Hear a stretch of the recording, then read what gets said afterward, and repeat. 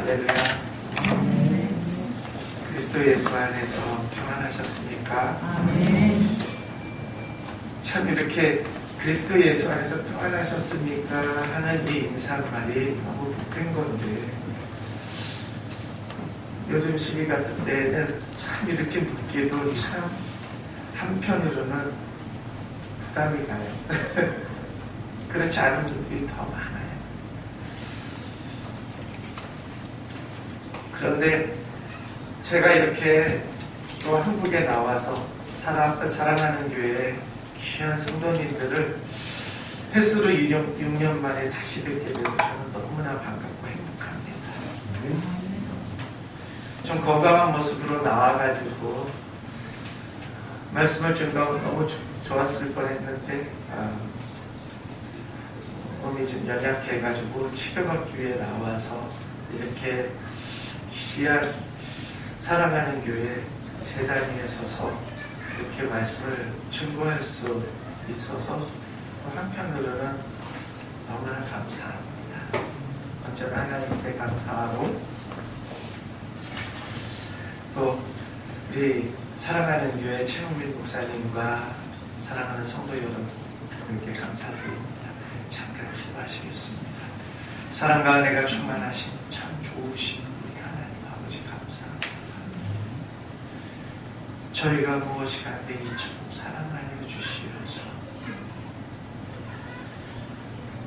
이 어렵고 험난하고 살벌한 시대에 주님의 이끌림을 받아 이 하나님의 거룩한 이 예배 처소에 모여 우리 주 예수 그리스도의 이름으로 예배 드릴 수 있도록 인도하심을 감사합니다.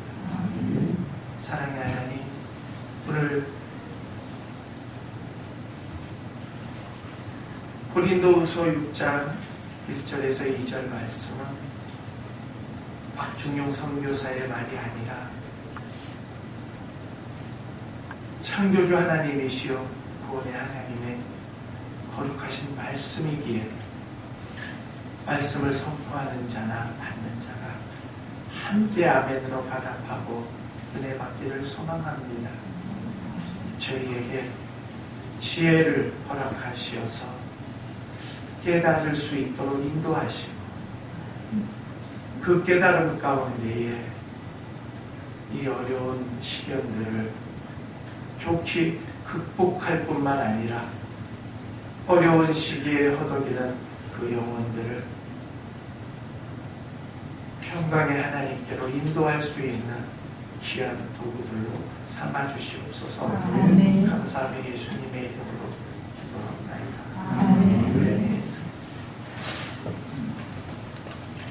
오늘 우리에게 주신 본문 말씀 고린도후서 6장 1절에서 2절 말씀에 우리가 하나님과 함께 일하는 자로서 너희를 권하노니 이렇게 시작합니다. 우리가 누구냐 하면 고린도전서 1장에는 하나님의 뜻을 따라 뜻으로 말미암아 그리스도 예수의 사도된 바울과 형제 소스테네라고 이렇게 얘기를 하고 있습니다. 그런데 고린도후서는 사도 바울과 형제 디모데가 고린도에 있는 하나님의 교회와 아가야의 모든 성도들에게 이 하나님의 메시지를 증거하고 있는 거예요.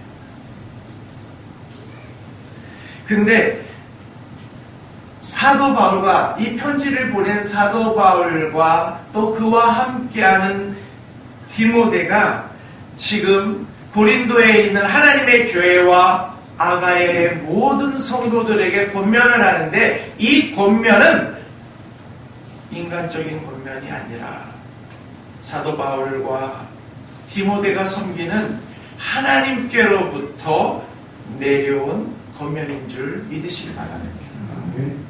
이 권면은 2000년 전에 고린도에 있는 하나님의 교회와 아가야에 있는 모든 성도에게만 속한 권면이 아니라 오늘 저 페루 땅에 있는 루스 이스라엘 교회 모든 성도들과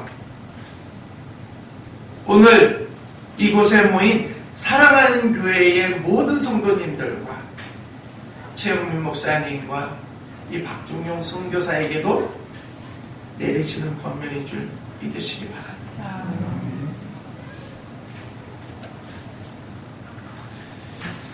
하나님의 은혜를 헛되이 받지 말라. 이 은혜라는 단어는 헬라어로 카리스마입니다.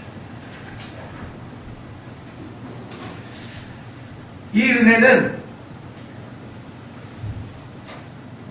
인간을 향하신 하나님의 무조건적인 사랑으로 받을 자격 없는 자들에게 값없이 베풀어 주시는 가장 고귀하고 값진 하나님의 선물입니다. 그리스도인들에게 은혜라는 단어는 가장 좋아하고 사랑하는 단어 중에 한 단어인데 이 그리스도인들에게 있어 하나님의 은혜가 없이는 단 하루도 단 한순간도 살아갈 수 없는 것을 믿으시기 바랍니다. 아멘. 그런데 많은 그리스도인들이 이 은혜라는 이 말을, 이 귀한 단어를 너무 가볍게 생각할 수 때가 많아요. 전자의 은혜는 받을 자격이 없는 자들에게 값없이 베푸는 것, 값없이 베푸면 하나님의 선물이라니까 은혜를 너무 가볍게 생각해요.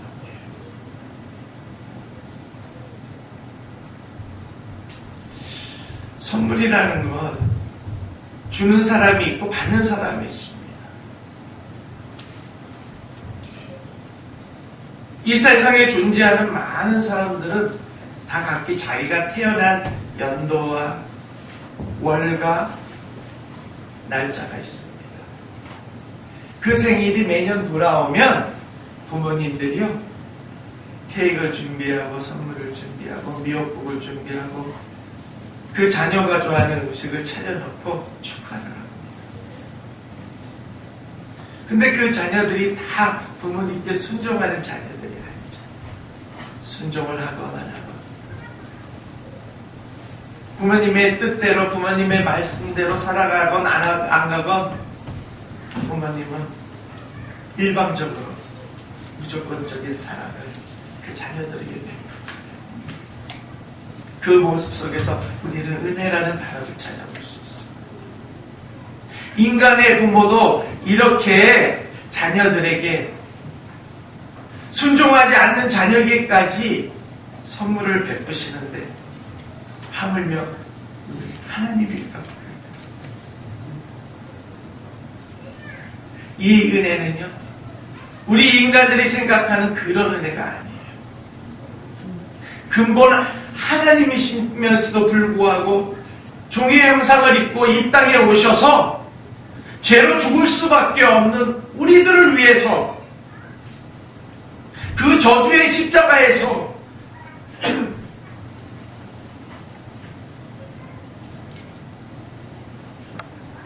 아주 험악한 죄를 범한 자들의 처형틀인 그 십자가에서 점도 없고 흠도 없고 죄가 없는 우리 주님께서 그 귀한 보혈의 피를 흘리시며 그곳에서 죽으셔서 우리를 구원에 이르시게 한 그런 은혜인 줄 믿으시기 바랍니다.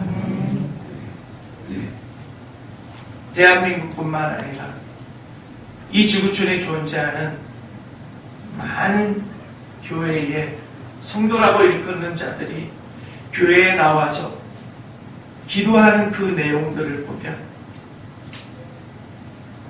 과연 이들이 하나님의 은혜를 사모하고 하나님의 은혜를 쫓아가는 자인가 의심케 하는 그런 기도들이 많아요.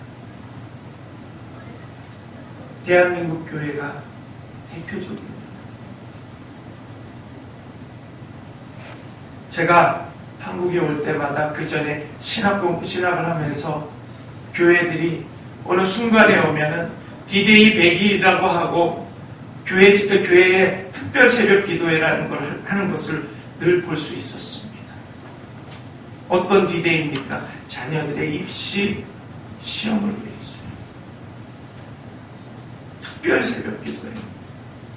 왜 100일만 특별 새벽 기도가 되죠? 하나님의 은혜로 살아가는 우리들은 하루하루가 순간순간에 드리는 기도가 특별 기도가 되어야 될 줄 믿습니다. 그것이 그리스도인의 합당한 삶인 줄 믿으시기 바랍니다.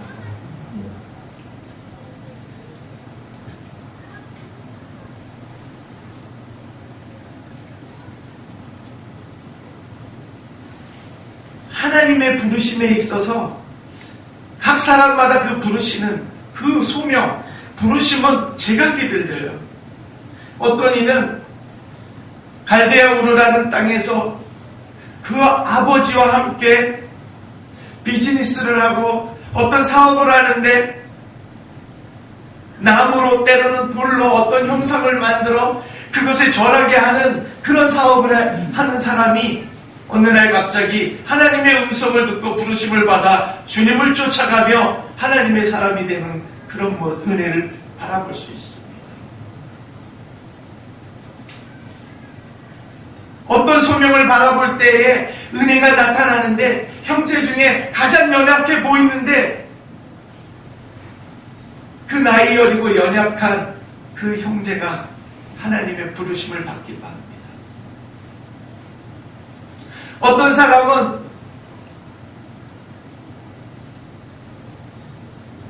우리를 구원하러 이 땅에 오신 예수 그리스도를 핍박하고 예수 그리스도를 따라가며 섬기는 그 백성들을 찾아서 죽이는 일을 하던 그런 사람이 어느 날 갑자기 그 그리스도인들을 붙잡으러 가다가 하늘에서 그 주님의 음성을 듣고 엎드려지고 그 은혜로 인해서 사도로 부르심을 받는 그런 일도 있습니다. 그 은혜를 진정으로 느낀 사람들은 그 이후로 그 주님께서 부르신 그 순간부터 죽는 그날까지 오직 하나님과 동행하며 그 하나님의 은혜를 사모하며 그 하나님의 은혜를 통해서 생각하고 느끼고 행동을 해왔습니다. 사랑하는 교회 귀한 성도 여러분,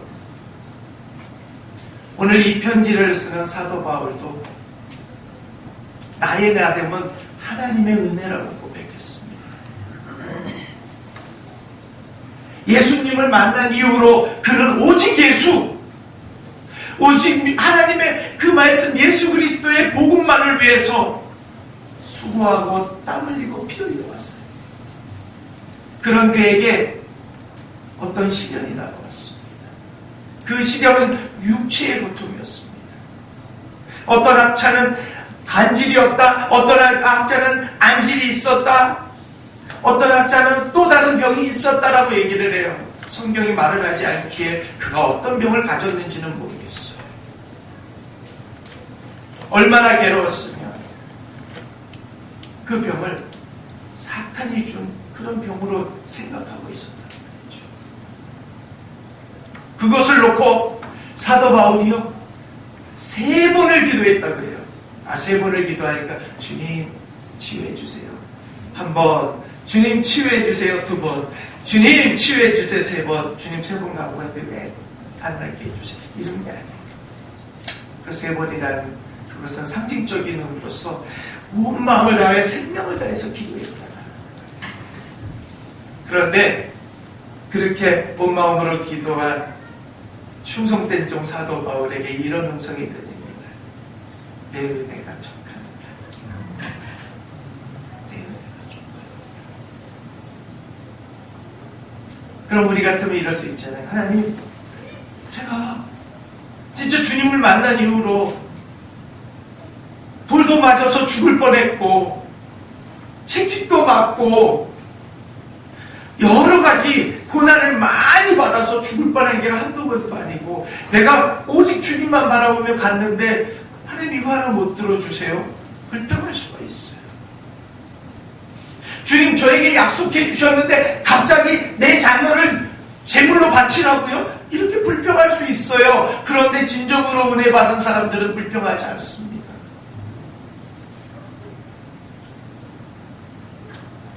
그들에게 있어 진정 은혜란 하나님께 순종하고 나가요. 그러면서 주님 말씀하십니다. 내 은혜가 족하도다라고 말씀하실 뿐만 아니라 그 은혜가 너의 연약함 가운데에 나오는 그 은혜가 너의 하나님의 능력이라고 말씀하시는 줄 믿으시기 바랍니다.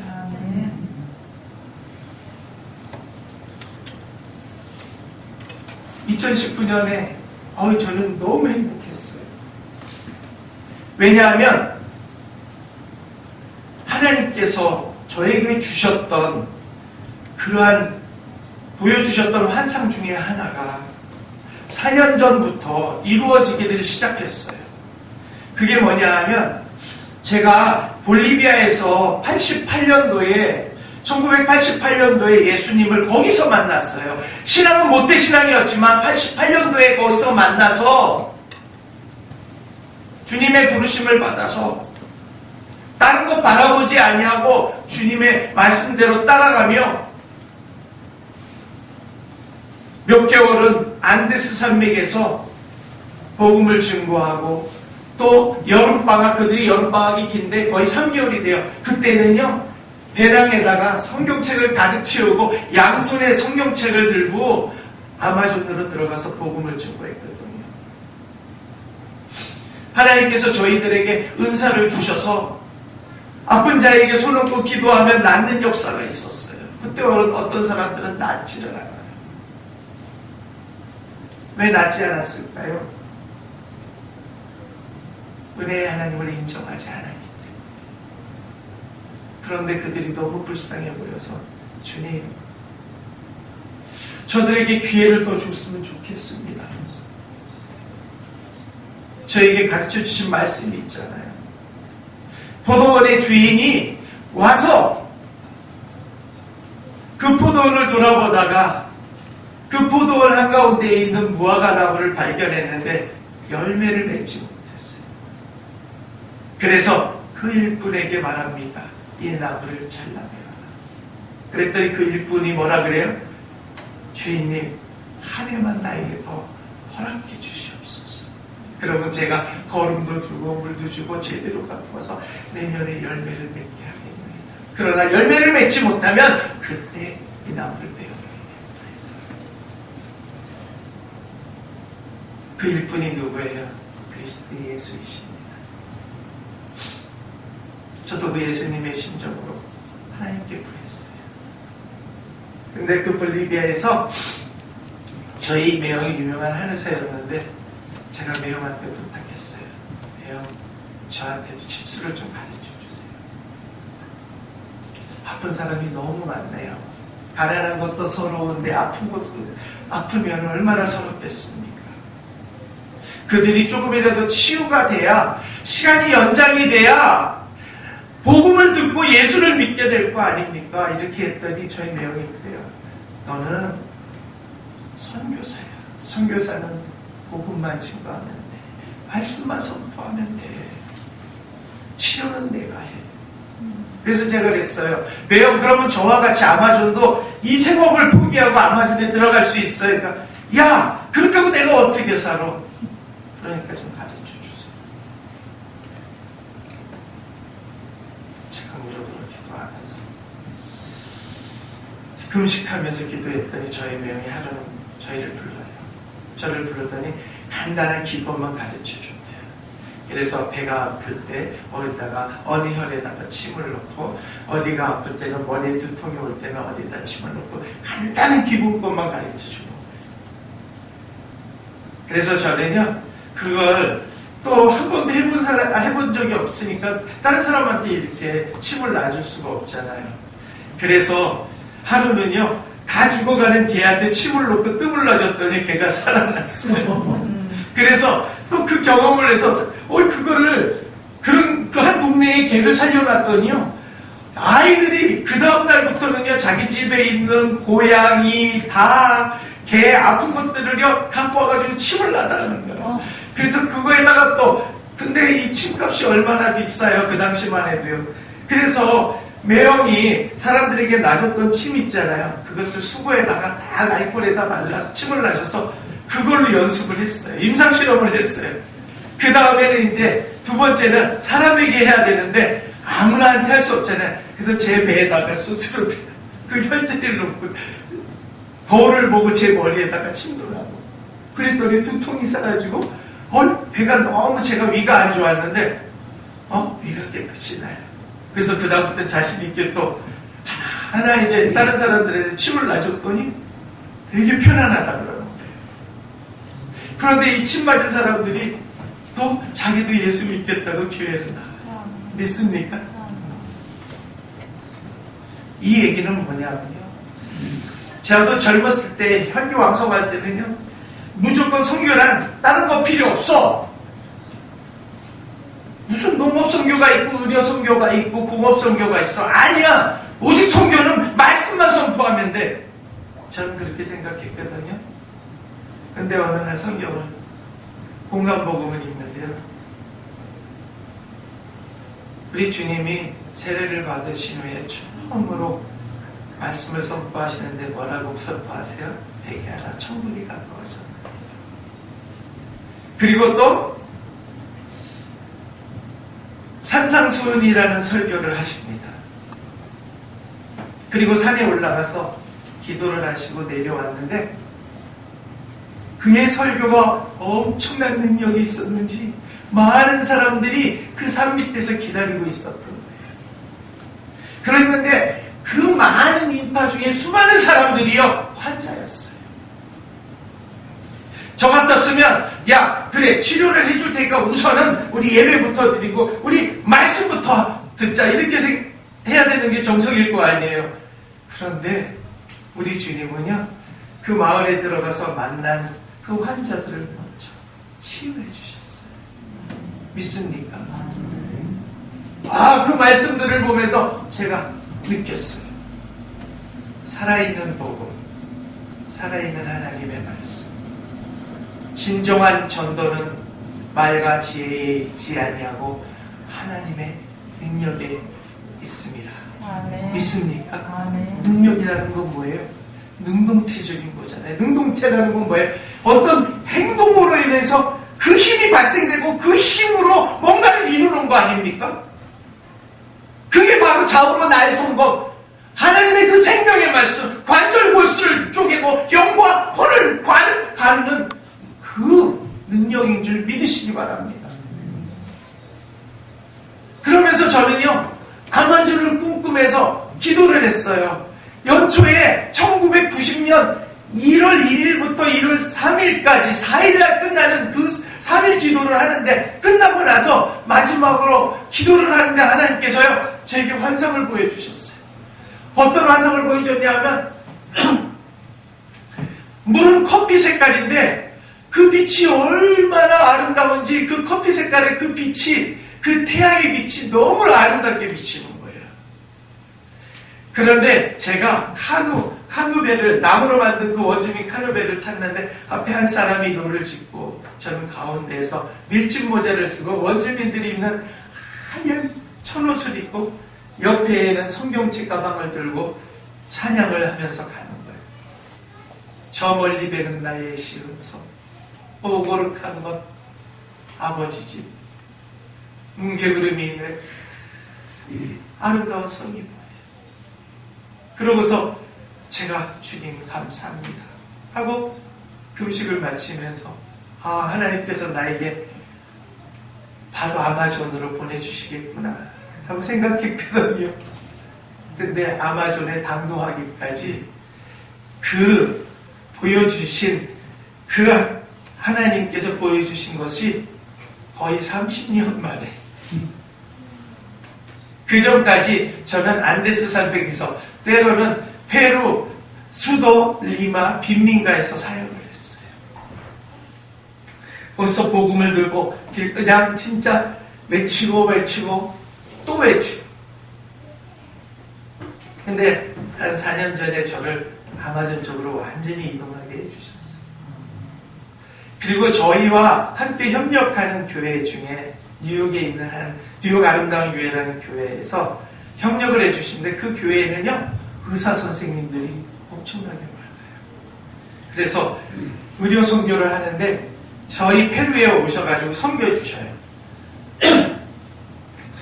그래가지고 아마존까지 오셔가지고 아마존까지 가려면요 오는 그 자체가 진짜 선교예요. 비행기를 타고 거의 7시간을 리마로 와서 또 그 공항에서 몇 시간을 기다리고 또 몇 시간을 기다려서 비행기를 갈아타서 푸탈파라고 하는 그 공항에 있는 지역에서 내리면 또 6시간 반이나 7시간 반을요 구불구불하는 길을요 지나서 와야 되는데 의사 선생님에도 불구하고 있잖아요. 여기저기에서 구토하는 소리가 들리는 거예요. 멀미하는 소리. 워. 그러면서도요, 기도하면서 가고 어떤 분은 찬양하면서 선교지까지 돌아갑니다. 어떤 분은 그래요. 여기는 다시는 못 올 곳이 아무나 올 수 있는 곳이 아닙니다, 선교사님. 다 내년에 날짜가 다시 올 수 있을지 모르겠어요. 그러놓고 그 다음에 또 오시더라고요. 그리고 또 오셔가지고는요 뭐라 그러냐면 제가 이곳을 왔다 가면요 하나님께서 저에게 놀라운 것들을 보여주세요. 믿습니까? 거기에 단장 되시는 집사님의 집이요 2011년도에 가봤는데요 해변에 롱아일랜드라는 아주 큰 해변에 집이 저택이 있는데 이거 그림 같은 집이에요. 근데 선교를 준비하면서 그 집이요 갑자기 허리케인이 와가지고요 집 반을 갖다가 통광기를 내버렸다라는 거예요. 그것도 선교 오기 3주 전에. 그런데 집사님이요 그럼에도 불구하고 그 갈라진 부분에다가 플라스틱 비닐만 덮어놓고요 부부가 다 선교해 왔어요. 믿습니까? 집사님 집 그렇게 갈라졌다며. 갈라진 게 됐습니까? 하나님께 나에게 주신 은혜가 얼마나 큰데요. 제가 여기를 안 오면 안 되기 때문에 왔습니다. 그러시더라고요. 그리고 나서 돌아가셨는데 그 집을요 두 분이 다 자녀들을 다 출산시키고 두 분이 살기가 너무 크니까 이거를 팔아야 되는데 선교사님이 기도해 주십시오. 그러더니 함께 기도를 했는데요. 그렇게 갈라진 집 잠깐 좀 보수를 팔았는데 엄청난 가격에 팔았다는. 은혜를 사모하는 자들은요 진짜 날마다 은혜에 강해서 헤엄치는 거예요. 제가 부한 것만 얘기하는 거 아닙니다. 이 아우가이아고 이 페루에 못 사는 사람들이 얼마나 의심이 많은지 몰라요. 왜냐하면 많은 사기꾼들이 그들에게 다가갔고 그들을 지나간 사람들이 너무 많아요. 쿠바 의료진들이 또 다른 의료진들이 왔대요. 다 무료입니다. 무료로 여러분들을 치료해 주겠습니다. 그래놓고 와서 진료를 받으려고 그러면 혈압기 갖고 와서 혈압기 체크하는데 우리나라 돈으로 1,000원. 또 당뇨 체크하려면 3,000원. 안경은 또 시력은 다 체크해 주는데 또 안경을 사려면 얼마. 다 함정이 있는 거예요. 그런데 저희가 다 무료라고 얘기를 하니까 첫 시간에는 오지 않아요. 그래도 아쉬워서 한두 분이 오셨는데 다 진료해 주시고 약도 그냥 드리고 그 다음에 안경도 시력을 맞춰서 다 검안을 해서 안경을 해드리고 또 거기 있는 사람들은요 이 태양을 통해서 이 하얀 자 있는 데에 살이 덮이고 눈동자를 덮는 그런 안실에 대한 병이 있어요. 그래서 그거는 선글라스를 껴야 된대요. 그래서 선글라스를 많이 해가지고 그 선글라스를 끼워주는데 얼마예요? 나중에는 물어봐요. 아닙니다. 주님께서 여러분들에게 선물하시는 겁니다. 그러면 엄청 놀래요. 그래가지고는요, 낮에는 아무도 안 오니까 그렇게 많이 왔던 그 선교사님들이, 그 의사 선생님들이 실망을 해요. 근데 이분들이 가서요, 진짜야 공짜야 그러니까 수많은 사람들이 몰려드는데 오후에는 너무 500명, 600명, 700명들이 몰려요. 그런데 의사 선생님이 처음에 보고 이거 언제 감당하냐? 그런데요, 날이 껌껌해지는데도 아직 그분들을 다 섬기려고 얼마나 애를 쓰는 줄 몰라요. 집사님 피곤하지 않으세요? 저 피곤한 게 대수인가요? 하나님의 뜻을 이루는 게 중요하죠. 우리가 온 이유는 바로 이렇게 섬기기 위해서 왔습니다. 이 고백은요, 하나님의 은혜를 모르는 사람은 할 수 없는 고백인 줄 믿으시기 바랍니다. 왜냐하면 사도 바울이 그와 함께 동행하는 자들과 고린도후서 10장에 이렇게 고백했어요. 우리가 고린도후서 4장 5절에 이렇게 고백했습니다. 우리가 우리를 전파하는 것이 아니요 그리스도 예수가 주 되신 것과 또 예수를 위하여 우리가 너희의 종된 것을 전파하노니 라고 고백했습니다. 믿습니까? 독생자 예수 그리스도, 우리 근본 하나님이신 그 예수 그리스도는 종의 형상을 입고 이 땅에 오셔서 우리에게 성김을 받으러 오신 것이 아니라 섬기러 왔노라고 말씀하셨어요. 그 성김을 통해서 우리에게 크나큰 은혜를 베풀어 주셨는 줄 믿으시기 바랍니다. 이제는 우리가 그 은혜를 진정으로 받았다고 믿고 고백하고 그 은혜에 강해서 헤엄을 치며 신앙생활을 하는 자들에게는요, 우리가 만나는 모든 자들이 우리가 섬겨야 할 자임을 믿으시기 바랍니다. 우리가 그들의 종된 것을 그들에게 선보여야 될 줄 믿습니다. 믿습니까? 누구를 위하여? 예수를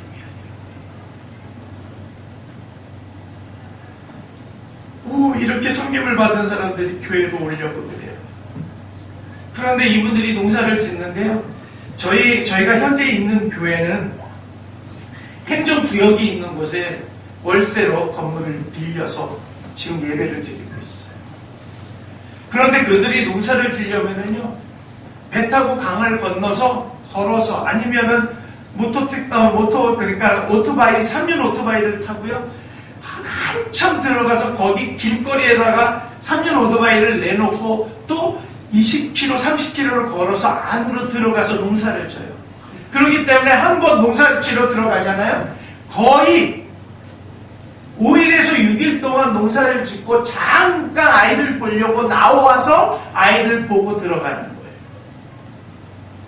그래서 저희들에게 그래요. 저희는 지금 농사를 짓고 살기 때문에 현재로서는 교회를 못 가지만 길이 날 때까지는 교회를 못 가지만 우리 아이들을 보내겠습니다. 아이들이 오기 시작해요. 많은 교회들이 있어요. 그곳에도요. 오순절 계통의 교회, 여호와 증인, 몰문, 또 그 외에 이달교회들이 너무나 많습니다. 거기에 그 교회는 장년이라는 사람들이 출석을 하는데 참 안타까운 것들이 너무나 많거든요. 그런데 저희 교회는요, 장년들도 있지만 어린아이들을 하나님께서 인도해 주셨어요. 무엇을 통해?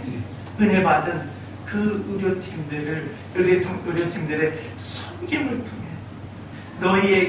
우리가 예수를 위하여 너희의 종된 것을 전파하는 그들을 통해서 어린아이들을 보내주면서 부흥하고 있었어요.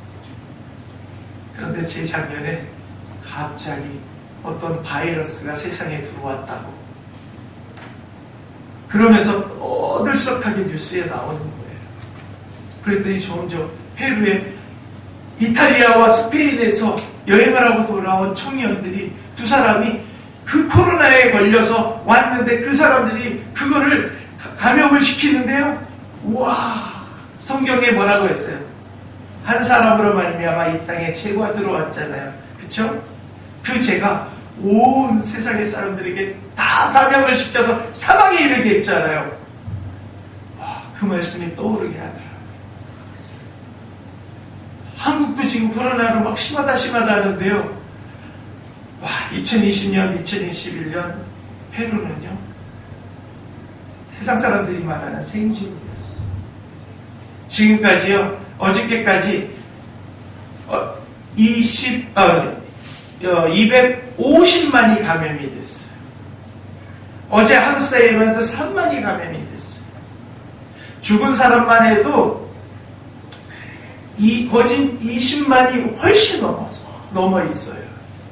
그런데 2020년도에 제가 먼저 섬겼던 그 리마, 그 교회, 거기는 빈민 지역이거든요. 그런데 그 공터가 있었습니다.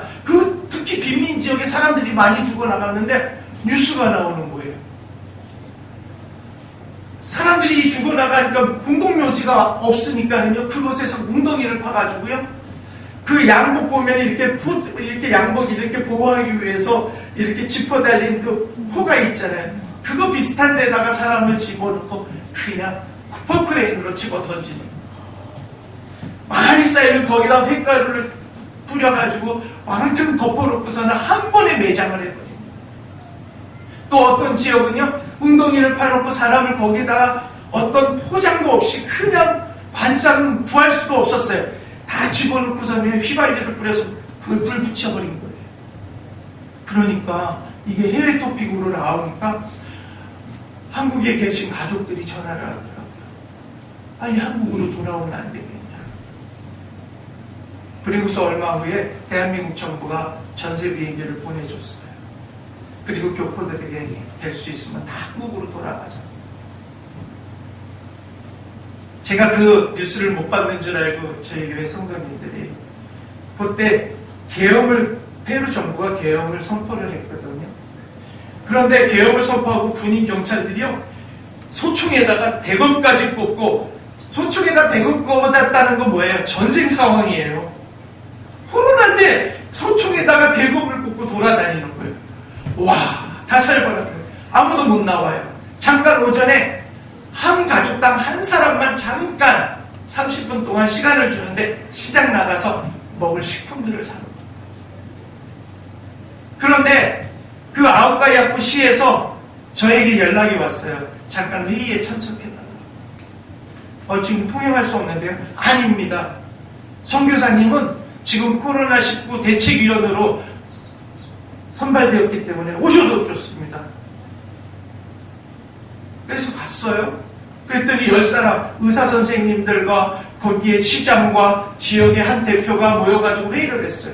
그런데 어떤 방어 대책이 하나도 준비가 되어 있지 않은 거예요. 그러나 저는 뉴스를 통해서 한국은 이렇게 대처합니다. 거리 두기를 합니다. 마스크를 껴야 됩니다.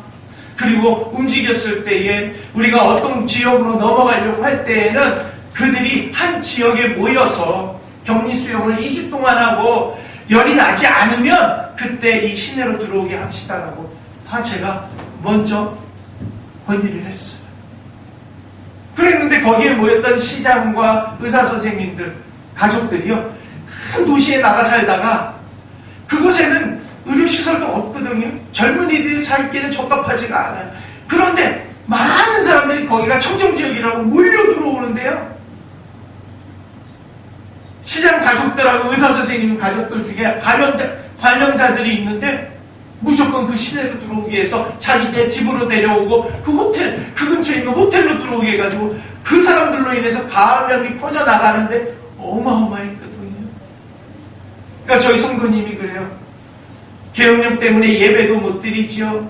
지금 아무것도 할 수 없는 상태인데, 모임을 가질 수 없는 상태인데, 선교사님, 저희 뉴스 왔어요. 한국에서 비행기를 보낸대요. 얼른 한국 사람들은요, 진짜 한국 사람 패스포드만 보여주면 고속도로 통과할 수 있다니까 빨리 가셔서 비행기 타고 한국으로 가세요. 그래서 제가 이렇게 말씀드렸습니다. 성도님, 제가 뭐 하는 사람입니까? 하나님의 종이죠. 저를 뭐라고 그럽니까? 목사님이라고요. 왜 목사라고 그럽니까? 양을 치니까 목사지요. 양을 치지 않으면 목사가 아니죠. 내가 양을 두고 도망간다면 제가 목사겠습니까? 하나님 앞에 부끄럽고 여러분들께 부끄러움 당하는 사람이 되기를 원하십니다. 저는 여러분들을 두고 갈 수 없습니다. 이분들이요, 코로나로 겁먹었던 이분들이 함께 저의 그 얘기를 듣고 함께 울고 감사하고 은혜를 받았다. 그래서 제가 그랬어요. 진짜 은혜를 받았으면 혹시 집안에 여유분의 음식이 있으면 우리가 서로가 전화를 하면서 음식이 없는 분들에게 좀 섬기자. 그랬더니 그러더니 우리가 어디 나갈 수가 없는데 걱정하지 마세요. 저는 24시간을 저희 집사람하고 통행할 수 있는 통행권이 있습니다. 대책위원입니다.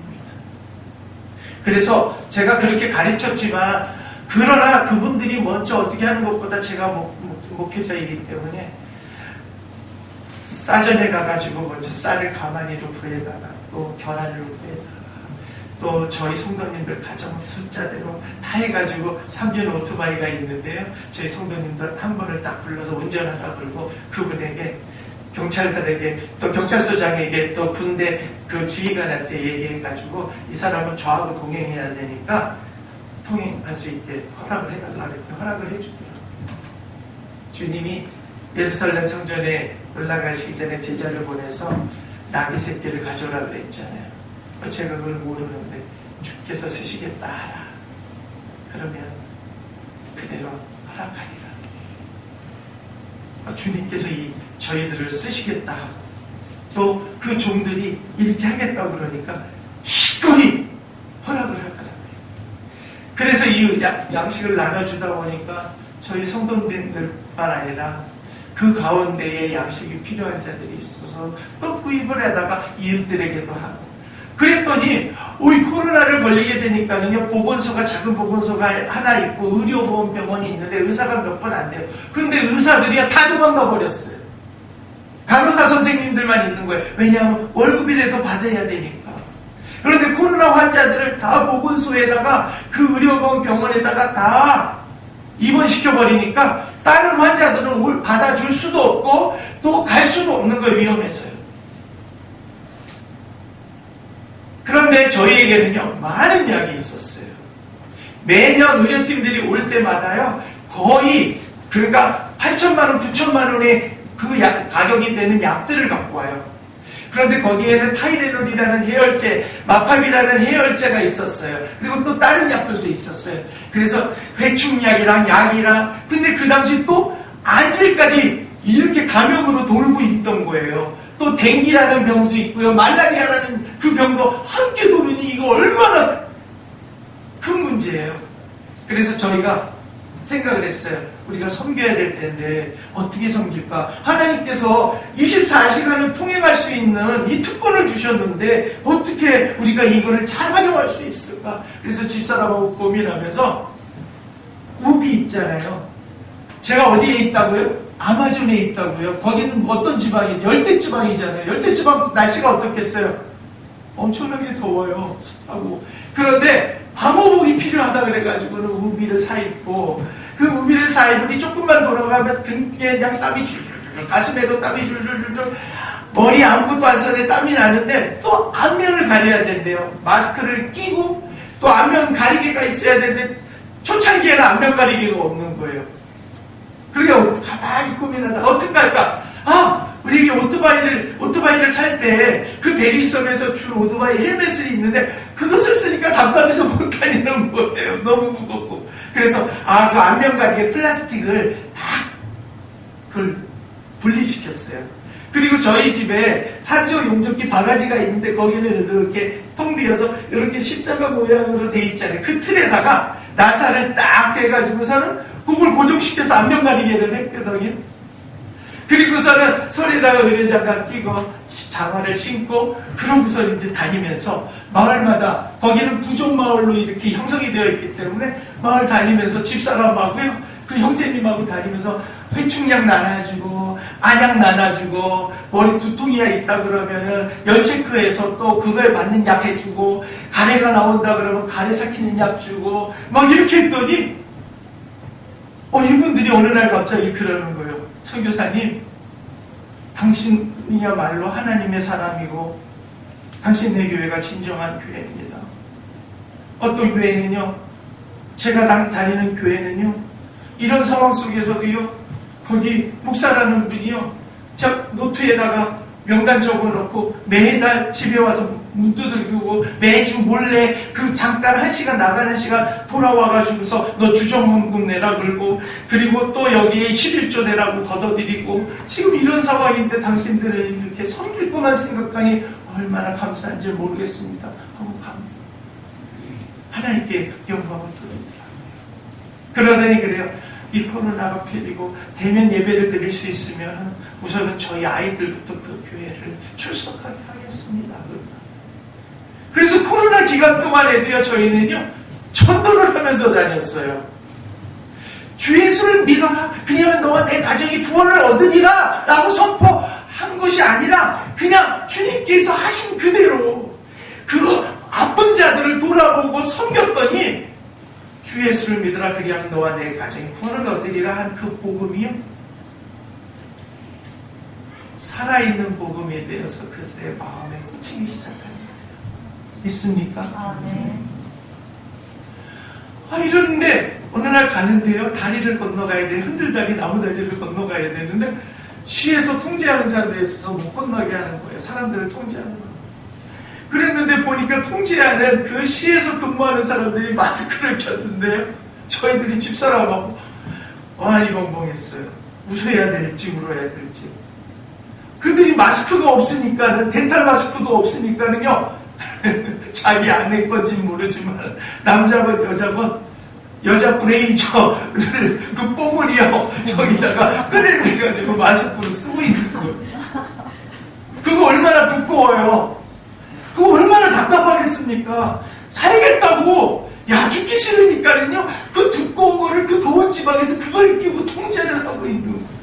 그런데 저희들 보고요, 두통이 있는데, 두통이 있겠지요. 숨을 제대로 못 쉬니까는요, 약을 달라는 거예요. 그럼 가다 말고 약을 주고. 그랬더니 마스크 있으면 달라는 거예요. 근데 저희들에게 마스크가 풍족했으면 하나 주지요. 또 한국에서도 최은민 목사님 통화하면서 그러셨고, 다른 분들도 그러셨지만, 선교사님, 여기는 마스크를 구할 수 있어요. 보내드릴 수도 있어요. 근데 배편, 비행기편 다 끊어졌는데 어떻게 봐요? 그래서 저도요, 또 시간이 되면 연구를 했어요. 코카콜라 병을 딱 잘라가지고 이 유튜브를 보고 앞에다가 필터를 달게끔 구멍을 내가지고 어떤 실리콘으로 만들어보고 했는데 숨을 쉬니까 숨이 안 쉬어져요. 다른 걸로도 또 만들어봤어요. 집사람이 여보 고생하지 맙시다. 그런데 안타까워요. 섬기고 싶어요.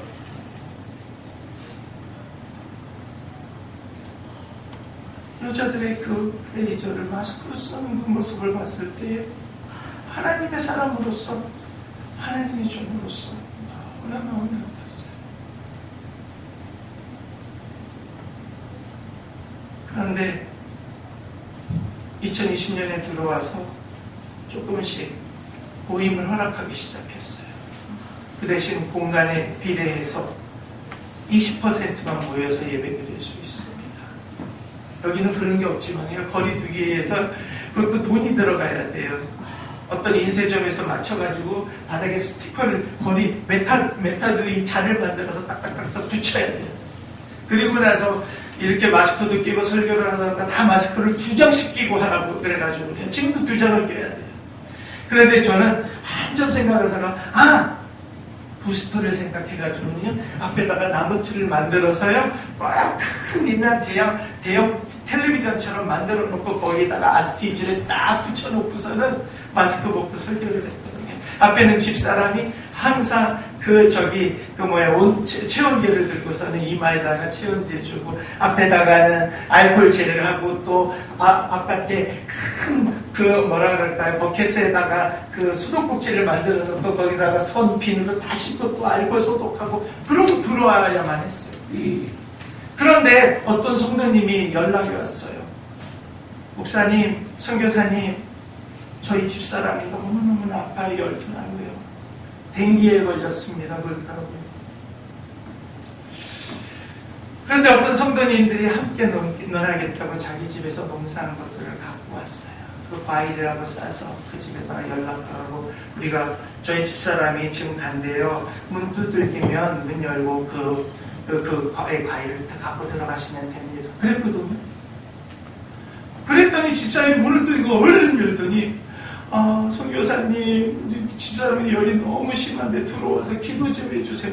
근데 댕기는 감염되는 게 아니잖아요. 그래서 집사람은 댕기라 그러니까 또 저기 하고 담대하게 들어갔더니 골방이 딱 있는데 옆에 산소통, 그분은 어떻게 산소통을 그 세상적인 백이 있었어요. 아들이 그 검사라서 어디서 산소통을 얻어와가지고 산소를 끼고 있는데 온몸이 퉁퉁 붓고 열 때문에 시뻘게 있고 이러는데 와가지고 호흡도 제대로 못하면서 기도해달라고 연락이 오고, 집사람이 또 가서 열심히 뜨겁게 기도를 했습니다. 그러고서 나오는데 남편 되는 형제님이, 실은요 우리 부인이랑 저가요 코로나 바이러스 때 감염이 된 거예요. 알면서 그런 거예요. 죽고 싶지 않아서, 죽음이 두려워서. 그러더니 저한테도 양심이 살아있어서 메시지를 보냈는데, 실제로는 저희가 코로나에 감염됐습니다. 남편은 무증상으로 감염됐고 아내는 거진 사경을 헤매는 데까지 갔는데 지금 그래도 산소호흡기 때문에 조금 호흡을 할 수 있어요. 그래서 집사람이 나오길래, 여보, 그러니까 열나니까 문에다 가면 그래도 할 수 없으니까 우리가 계속 사역을 해야 되니까 놓고 나오라 그랬잖아요. 짜증을 부렸어요. 그런데 그러고 집으로 들어왔는데 그 다음날부터 제가 열이 나기 시작해요. 머리가 빠개지고 아프고 온몸이 붓고 눈이 탱탱 붓고 눈물이 질질 흘리고 입안이 타버리고 뭐 아무것도 먹을 수 없고. 저희 집은 거꾸로, 집사람은 무증상으로 오고 저는 댄떡. 진짜 거짓, 누구 말 맞다나 요단강에 발을 잠깐 담글라다가 싹 빼고 살아났습니다. 주님의 은혜로. 그랬더니 저희 성도님들 허무라고, 그때 한국 정부에서 비행기를 보내주셨을 때 그거 타고 가셨으면 안 걸렸잖아요. 그래서 울면서 너무 미안해하더라고요.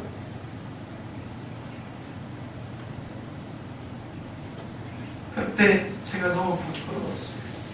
집사람한테 짜증내는 게 부끄러워요. 그런데 죽는 게 두렵지 않았어요. 하나님, 오늘 내 죽으면 천국에 천국으로 인도하실 건데, 그런데 주님, 제가 이 고백을 하고 싶습니다.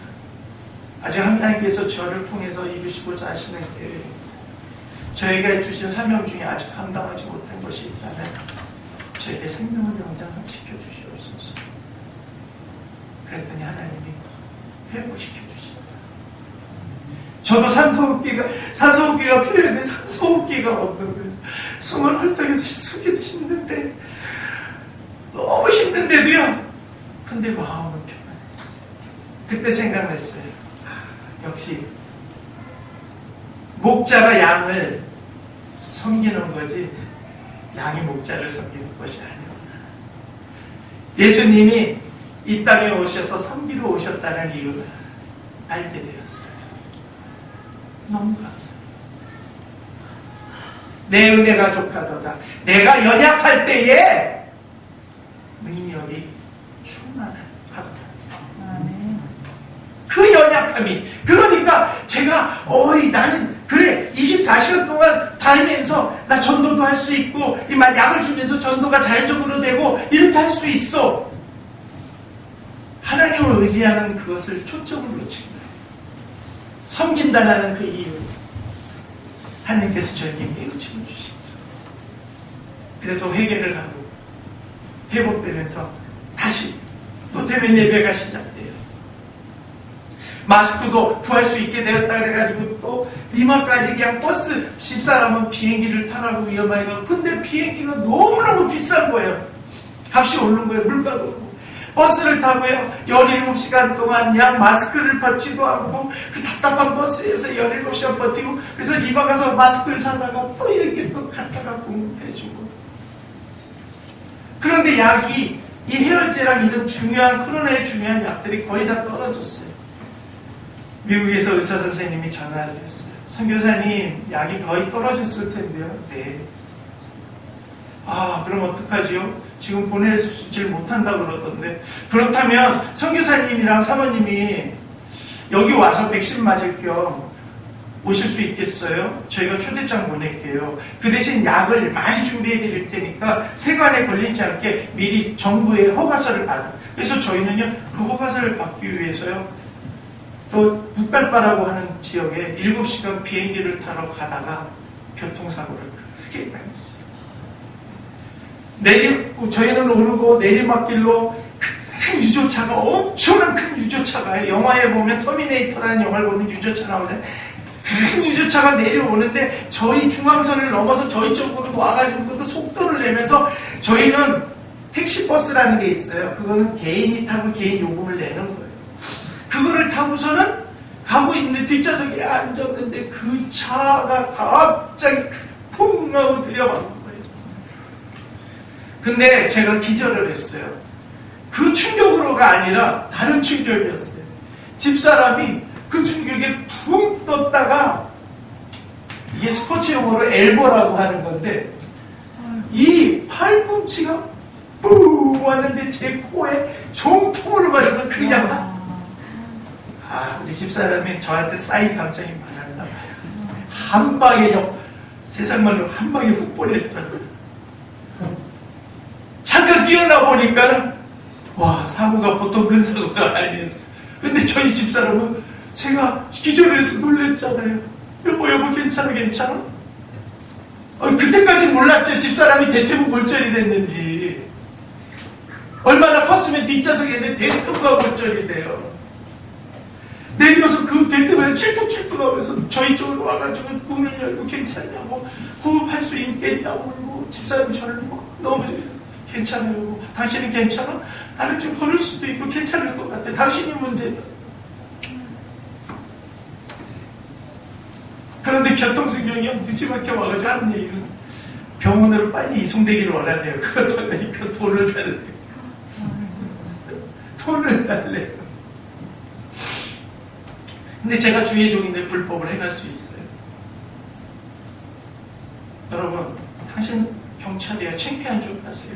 지금 교통사고에 이렇게 났더니 설명을 했더니 갖고 온 보건소로 갔는데, 이게 보건소에 가서 응급처치를 받을 수 있는 일이 아니잖아요.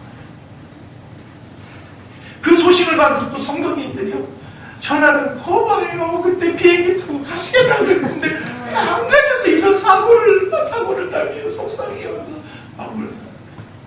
아니요, 저희는 여러분들과 함께 있을 수 있어서 행복해요. 제가 여러분한테 그랬잖아요. 약속했잖아요.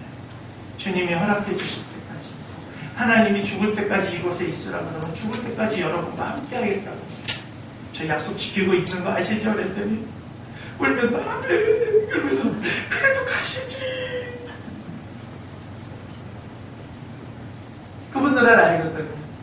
그 여행도 섬김을 준비하기 위해서. 그런데 뜻이 있었어요. 우리 성도님들의 신앙이 그것을 통해서 성장했어요. 진짜 하나님의 사람은 남을 위하여, 예수님이 우리에게 그렇게 가르쳐 주시고 먼저 지켜주셨던 것처럼, 그렇게 은혜를 주셨던 것처럼 우리도 남들에게 은혜를 끼쳐야 되는데, 바로 그 은혜의 방법은 예수님이 하신 그대로 하면 되는 것입니다. 그랬더니 성도님들도요, 자기 스스로 어떤 양식을 해가지고 저희 집에도 가져와서 양식을, 받기만 하시던 분들이 양식을 가져오시고, 또 다른 성도님들한테 연락을 해가지고 양식이 떨어졌다면 또 양식 있는 사람은 들고 서로가 협력하고. 또 추수감사절이 가까워지는데요, 남미는요, 추수감사절을 지내는 교회가 있으면, 드리는 교회가 있으면 이단으로 봐요. 왜냐하면 추수감사절을 미국, 카나다 명절이라고 생각하거든요. 그래서 저희가 내기서를 보여주면서 그 의미로 하는 것이 아니라 우리가 하나님께서 해를 주시고 비를 주시고 좋은 환경을 주셔서 이렇게 추수한 곡식들을 하나님께 감사함으로써 감사제를 드리는 것이다. 그런 명절이 아니다 라고 설명하면서 우리도 매년 하는 추수감사절 예배가 있는데요. 그걸 준비하기 위해서 몇 달 전부터 준비를 한 자매님이 그래요. 한 박스, 깨끗한 박스를 다 준비해서 교회 앞에다 갖다 놓고서는 그래요.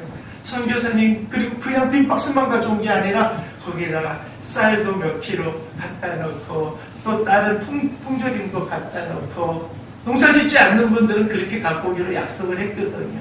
그러더니 선교사님, 이번에도 우리가 이 추수감사 예배를 드려야 되지 않겠습니까? 자, 우리도 하나 섬기시다 벌써 한 분이 딱 솔선수범해서 얘기를 하더라고요. 이번에는 우리 주혜종 선교사님, 목사님이 얘기하기 전에 우리 스스로 준비를 합시다. 그랬더니 또 다른 바네사라는 자매님도 갖고 와서 또 거기다 갖다 놓고, 그것도 한 번 갖다 놓은 게 아니라 매주 이렇게 갖다 놓더라고요. 그런데 교통사고를 나서 그곳에서 치료를 하려고 했더니 치료하는 방법이 없어요. 저희가 병원을 가려면 리마를 가야 되는데 17시간 동안 앰뷸런스가 없어서 어떤 차를 구입해서 차를 빌려서 가려면 그 택시비가 어마어마하기 때문에 갈 생각을 엄두를 못 내요. 그러던 나중에 미국에 있는 집사님, 의사 선생님이 그러셔요. 걸을 수 있으면 어떻게 해서라도 한국에 가십시오. 미국에 저희가 해드려도 되는데 여기는 사람들이 너무너무 감염자도 많고 해서 위험하니까 이번에는 한국에 가서 치료를 받으셔야 될 것 같습니다. 꼭 받으세요. 부탁이에요. 저희한테 선교사님이 몸이 약하면은 어떻게 그곳을 섬길 수 있고 거기에 하나님의 교회를 세울 수 있습니까? 그러면서 갑자기 이 집사님이요, 저희 통장에 얼마를 보냈다라는 거예요. 그러면서 이걸로 치료하다가 모자르면 하나님이 채우실 거니까 걱정하지 말고 나가라는 거예요. 그런데 한 번에 한국을 가는 비행기가 없거든요. 미국을 들려서 가야 돼요. 그래서 미국에 갔더니 또 왔다가 바로 가시면 힘드니까 여기에서 2주 정도 쉬었다 가세요. 그러더니 또 보금자리를 마련해 주시고 이렇게 섬겨주시면서 막. 또 그런데 저희가 집사람이 지팡이를 짚고 저랑 목 디스크와 허리 디스크가 너무 심각해가지고 터졌다고까지 얘기를 하는데 저희들에게 거기 선교위원장님이 그러더라고요.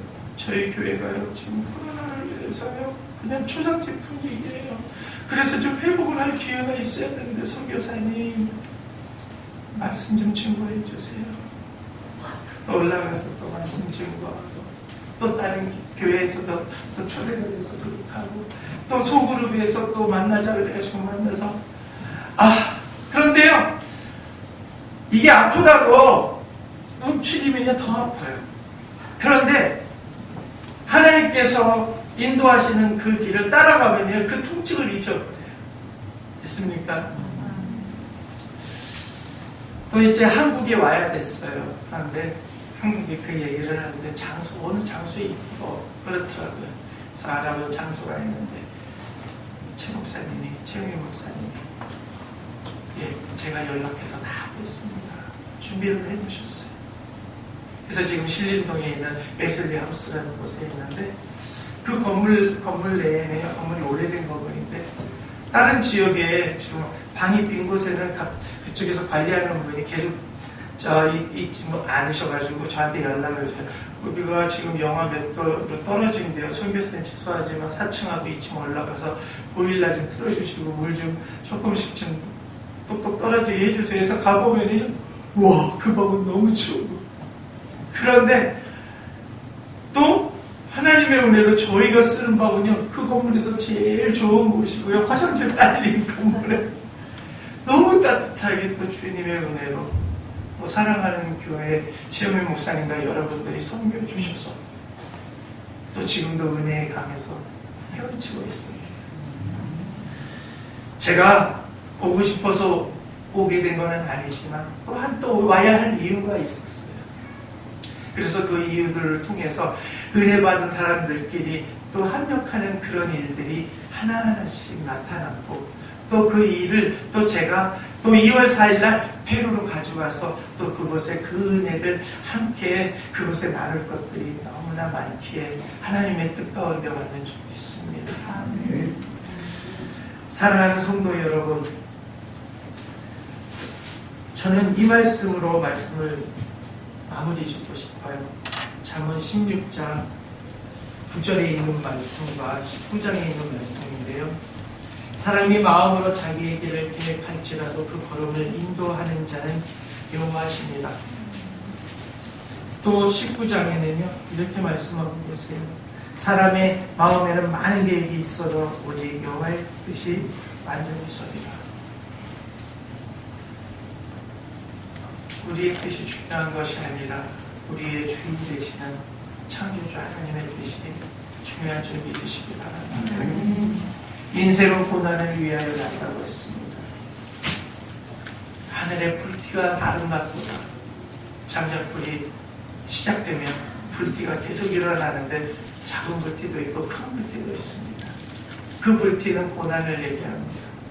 불이 피어주는 그 순간부터 완전히 재가 되어서 완전히 불씨가 다 사라질 때까지 불띠는 튀어요. 다 불이 꺼졌구나 하고 그 재를 한번 딱 걷어내면 또 안에 있던 불띠가 탁 튀어나서 우리를 놀라게 하잖아요. 우리가 사는 동안에 많은 고난이 옵니다. 시련이 옵니다. 야고보서 1장 2절에서부터 4절의 말씀에 내 형제들아 너희가 여러 가지 시험을 만나거든 온전히 기쁘게 여기라. 이는 너희 믿음의 시련이 인내를 만들어내는 줄 너희가 압니다. 인내를 온전히 이루라. 이는 너희로 온전하고 구비하여 조금도 부족함이 없게 하려 합니다. 믿습니까? 아멘. 하나님의 은혜 가운데 살아가는 저와 여러분은 지금 이 코로나19를 능히 이겨낼 수 있는 하나님의 준비된 백성인 줄 믿으시기 바랍니다. 아멘. 그리고 이 시련이 우리에게 믿음의 인내를 주실 텐데 그 인내를 온전히 이루면 우리가 부족함이 없도록 하나님께서 우리에게 채워주시겠다고 약속해 주셨는 줄 믿으시기 바랍니다. 아멘. 우리가 현재 마스크를 끼고 살고 있지만 마스크를 끼고 있다고 해서 극소수의 대면 예배를 드리고 온라인으로 예배를 드리고 있다고 하지만 아직도 이 지구촌에 걸어다닐 수 있는 하나님의 백성은요, 은혜 가운데 산다고 믿는 백성들은 하나님의 복음을 갖고 움직여야 되는 줄 믿습니다. 그러나 지하철에 들어가서 어디에 가서 주 예수를 믿는 그런 얘기가 아니에요. 우리가 잠깐만 이웃들을 돌아보면요, 우리의 도움이 필요로 하는 사람들이 너무나 많이 있습니다.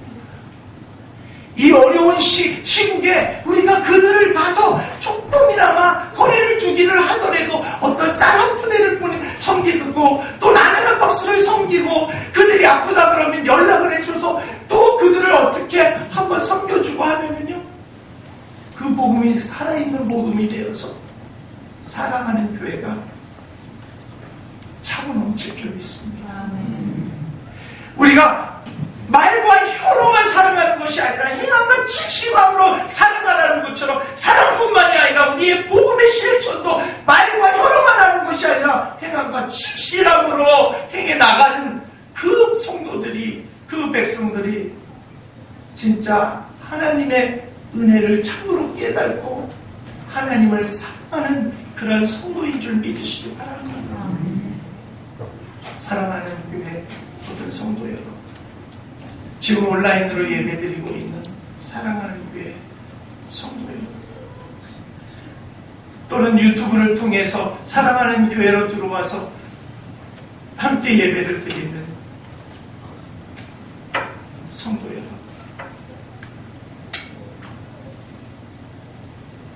은혜에 사는, 그리스도 예수 안에서 은혜에 사는 자들에게는 하나님의 능력이 동행하고 있음을 믿으시기 바랍니다.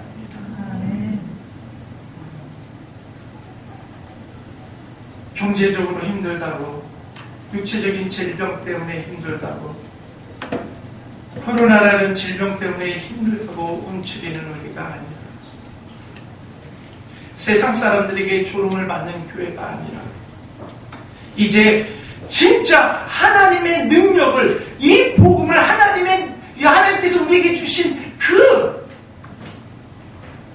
마음과 힘으로 이 복음을 들고 나아가서 직장터에서, 가정에서, 우리가 살고 있는 지역사회에서 말씀을 실천하며 예루살렘에서 온 유대와 사마리아와 땅끝까지 이르러 우리 은혜의 주님을 증거하는 진정한 증인이 되시기를 주님의 이름으로 소망하고 축복합니다. 하나님의 은혜를 받는 하나님의 백성은 어린애에게만이 아니라 청년에게만 아니라 청소년에게만 아니라 하나님의 백성이라 일컫는 모든 자들은 그 은혜의 강 안에 머물러 있는 주께 되시길 바랍니다. 저는 온라인을 통해서 깨달은 게 있어요. 학원도 가지 못하고 부모들은 대학 입시를 어떻게 볼까 걱정을 하는데 저는 이런 것을 하나님께서 주셨어요. 하나님께서 가정교회를 회복시켜 주시는구나. 이것을 깨닫는 게 은혜입니다. 여러분, 유학 가서 좋은 대학 다니고 한국에서 좋은 대학 다닌다고 성공하는 거 아니에요. 이 땅에서 성공할지는 모르지만 천국 가지 못하는 그 성공은 아무것도 아닙니다. 진짜 우리가 하나님의 그 구원의 은혜를 받은 진정한 하나님의 백성이라면 우리 자녀들이 그 은혜 가운데 살아갈 수 있도록 무엇이 지혜로운 것이고 무엇이 그들을 바르게 인도하는 것인가를 제대로 깨닫고 주님 앞으로 인도하는 부모님들이 되시기를 주님의 이름으로 부탁합니다. 먼저도 하나님이요, 두 번도 하나님이요, 세 번도 하나님. 우리는 이미 그 은혜를 풍족하게 받았습니다.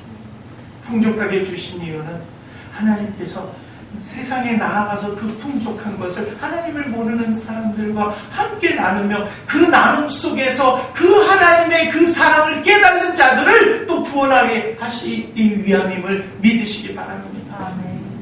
사랑하는 성도 여러분, 제가 작년에도 이런 얘기를 들었어요.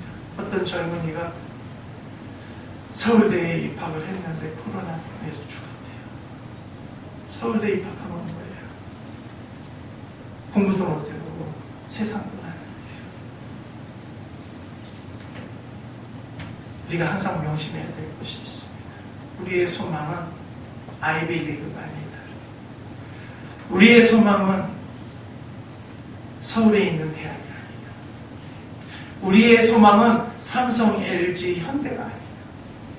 우리의 소망은 저 하늘에 있습니다. 여러분들은 하나님의 은혜 받은 백성으로서 저 하나님 나라의 시민권자임을 믿으시기 바랍니다. 돈으로도 못 가요 하나님 나라, 지식으로도 못 가요 하나님 나라, 어렵고도 못 가요 하나님 나라, 믿음으로 가는 나라 하나님 나라. 헛된 믿음이 아니라 은혜를 헛되이 받는 자가 아니라 은혜를 바로 사용하고 믿음을 바로 갖고 바로 실천하며 천국에 임하는 은혜의 백성들이 다시 되시기를 주님의 이름으로 축원합니다. 기도하시겠습니다. 사랑과 은혜가 충만하신 참 좋으신